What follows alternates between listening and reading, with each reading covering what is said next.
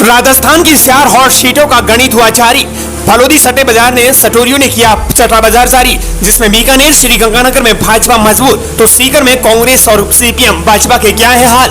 राजस्थान की 4 hot seat माने जाने वाले फलोदी सट्टा बाजार ने उनका सट्टा बाजार जारी किया है। कौन सी पार्टी यहां पर जीत रही है, इसको लेकर अब तस्वीर साफ हो चुकी है।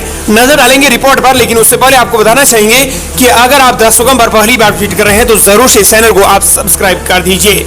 दरअसल आपको बता दें कि बीकानेर में मुकाबला बीजेपी के पक्ष में दिख रहा है। अर्जुन राम की साफ सभी पीएम नरेंद्र मोदी से नजदीकी और पार्टी में बड़े कद से उनको फायदा होता दिख रहा है। बीकानेर जो हॉट सीट है जहां पर अर्जुन राम मेघवाल जीतते हुए नजर आ रहे हैं। बात करें श्रीगंगानगर जिले की तो श्रीगंगानगर में बीजेपी की प्रियंका बैलान के नए होने से उनको फायदा होता दिख रहा है। हालांकि बीजेपी में उनके संगठन स्तर पर गुटबाजी के चलते कांग्रेस को भी उम्मीद जग रही है, लेकिन यहां पर कड़ा मुकाबला माना जा रहा है। इधर सीकर में भाजपा के सुविनानंद के जीत की हैट्रिक लगना चुनौतीपूर्ण रहेगा। हर बार इस सीट से कांग्रेस और सीपीएम अपना अपना उम्मीदवार उतारते हैं। इस बार गठबंधन से वोट बैंक बड़ा हो गया है। झुंझुनू पॉइंट में समझेंगे तो झुंझुनू में कांग्रेस और भाजपा में 80 टक्कर होगी।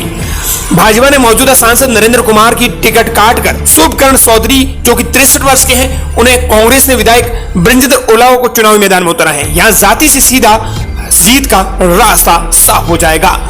बीकानेर में इस बार भी बीजेपी ने मौजूदा कानून मंत्री अर्जुन राम मेघवाल को अपना प्रत्याशी बनाया है। कांग्रेस ने उनके सामने राजस्थान सरकार में मंत्री रहे गोविंद राम मेघवाल को उतारा है।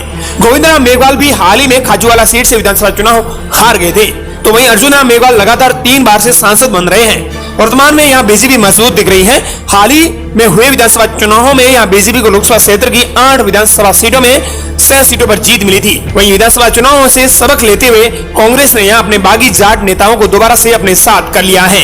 लेकिन वोटर्स का यह साफ तौर पर कहना है कि महंगाई, बेरोजगारी और रेलवे फाटक की जो समस्या है वो बीकानेर के अंदर सबसे बड़ा मुद्दा है। मौजूदा सांसद 15 साल से लगातार हैं, फिर भी विकास नहीं करवा पा रहे हैं। इधर आपको बता दें कि हम एक और सीट की बात करेंगे, श्रीगंगानगर। यहाँ पर मजबूत कौन है? श्रीगंगानगर सीट पर बीजेपी ने अपना प्रत्याशी बदलकर सौंपाया है। भाजपा ने इस बार यहाँ से 4 बार के सांसद निहाल चंद मेघवाल का टिकट काटकर अनूपगढ़ नगर के परिषद की सभापति प्रियंका बैलान को प्रत्याशी बनाया है। कांग्रेस ने कुलदीप इंदौर को प्रत्याशी बनाया है। इंदौरा श्रीगंगानगर जिला प्रमुख भी है, राजनीतिक परिवार से आते हैं। इंदौरा अनूपगढ़ विधानसभा से 2 बार विधायक का चुनाव भी लड़ चुके हैं। दोनों ही बार हार का सामना करना पड़ा था। बीजेपी प्रत्याशी प्रियंका बैलान का ससुराल अरोड़ वंश समुदाय से है। कांग्रेस उनके जनरल कैटेगरी वाले परिवार की बहू होने का मुद्दा जोर शोर से उड़ा रही है। कांग्रेस का दावा है कि एससी रिजर्व पर सीट पर बीजेपी जनरल प्रत्याशी का कब्जा करवाना चाहती है। प्रियंका बैलान की नामांकन रैली में बीजेपी एमएलए गुरवीर बराड़ और जिला अध्यक्ष चरणपाल सिंह के बीच मंच पर खुलेआम प्रदेश अध्यक्ष सीबी जोशी के सामने नोकझोंक हुई, जो पार्टी की गुटबाजी भी सामने आ गई थी। हालांकि बाद में इसे ठीक करने की कवायद की गई थी। तो बात करें यहाँ पर वोटर्स का क्या कहना है। वोटर्स का यहाँ पर साफ तौर कहना है कि यहाँ पर एक कड़ा मुकाबला है। दुकानदार से लेकर किसान तक सब ये कह रहे हैं कि पूरे राजस्थान में लोग मोदी के चेहरे पर वोट करेंगे। उनको जो सभी है और 10 सालों में जो काम करके दिखाया है वो बढ़िया है। तो श्रीगंगानगर सीट का हमने आपको गणित बताया। इधर सीकर की बात करें तो सीकर में भाजपा की हैट्रिक है। कांग्रेस और सीपीएम का गठबंधन को चुनौती है। सीकर लोकसभा सीट पर खास चर्चा है, जहां से कांग्रेस के प्रदेश अध्यक्ष गोविंद सिंह डोटासरा जो जाट समाज से आते हैं, उस सीट पर कांग्रेस को गठबंधन क्यों करना पड़ा? सीकर सीट पर कांग्रेस ने सीपीएम प्रत्याशी अमरा राम को समर्थन दिया है।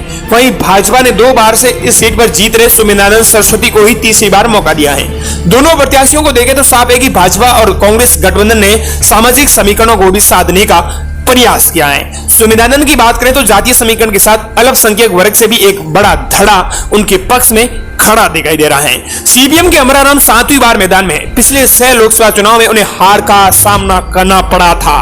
लगातार अमराराम धोद और दातारामगढ़ से विधायक रह चुके हैं। दातारामगढ़ सीट से लगातार 2 विधानसभा चुनाव हार चुके हैं।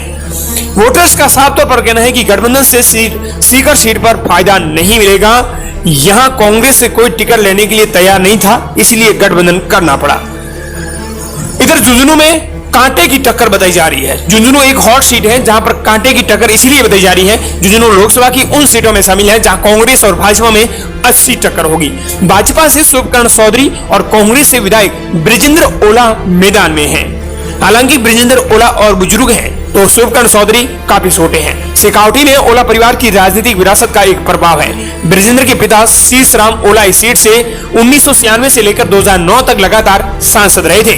ओला और चौधरी के जरिए दोनों बड़ी पार्टियों में सामाजिक समीकरणों को भी साथ देने का प्रयास किया है। तो दोनों प्रत्याशियों में हाल ही में विधानसभा चुनाव में भी हाथ आजमाया था। झुंझुनू विधानसभा सीट से ओला जीत गए और शोकगन चौधरी उदयपुर वाटी से हार गए थे। तो बात करें तो यहाँ पर भाजपा मजबूत दिख रही है, लेकिन कांटे की टक्कर भी बताई जा रही है। अग्निवीर योजना का फायदा यहाँ पर सीकर में भाजपा अपने प्रसार में इसे प्रमुखता से रख रही है।